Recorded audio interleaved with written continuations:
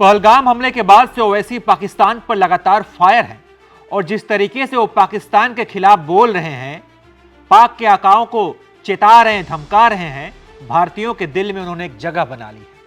कल तक वो लोग जो ओवैसी को पसंद नहीं करते थे, वो ओवैसी को चाहने लगे हैं। एक बार फिर से ओवैसी ने पाकिस्तान को लताड़ा है, साथ ही पाकिस्तान के यार तुर्की पर भी जुबानी वार किया है।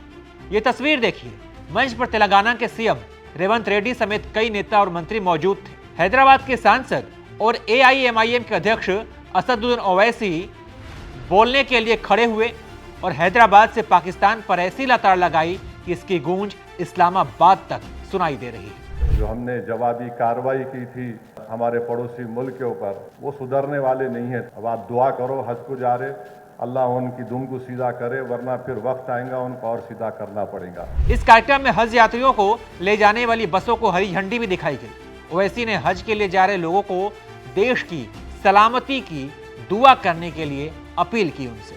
सुनिए। जो ताकतें इस मुल्क में दहशतगर्दी के जरिए मासूम लोगों को कत्ल कर रहे हैं, अल्लाह उन दहशतगर्दों का खात्मा कर दे। पहलगाम अटैक के बाद से ही ओवैसी पाकिस्तान पर हमला बोल रहे हैं। हैदराबाद में ओवैसी जब पीसी के लिए आए तो सवाल पाकिस्तान पर थे, तो उन्होंने पाकिस्तान को झूठा और बकवास करने वाला देश बताया।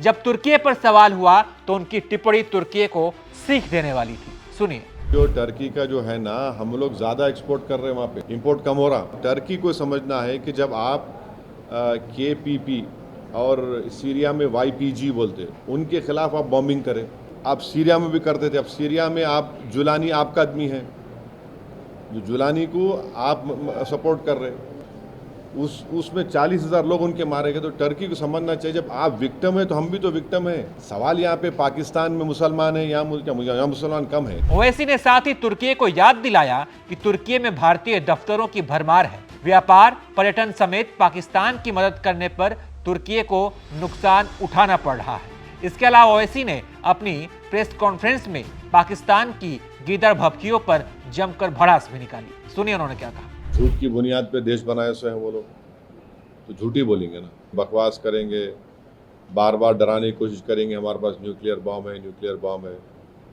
ईरान के पास भी न्यूक्लियर बॉम्ब है, इजराइल के पास भी है, क्या दोनों रुक रहे क्या? इस प्रेस कॉन्फ्रेंस में ओवैसी ने पाकिस्तान को लताड़ा और तुर्की को सलाह दी।